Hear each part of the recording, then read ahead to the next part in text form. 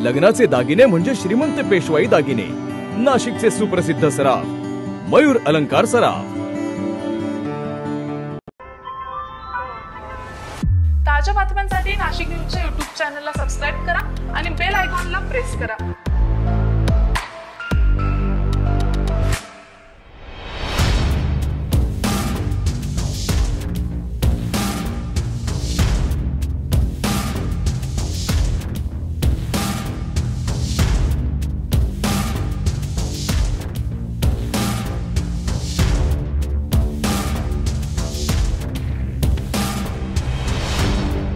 अखेर नाशिकचे दिल्लीमध्ये प्रतिनिधित्व कोण करणार याचा फैसला काल नाशिककरांनी केला।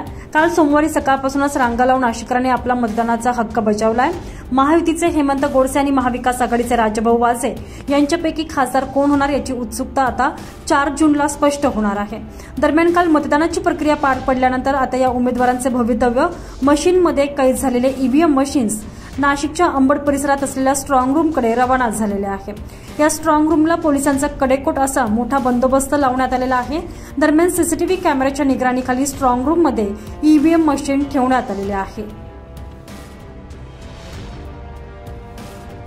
संजय परमार, नाशिक न्यूज, नाशिक।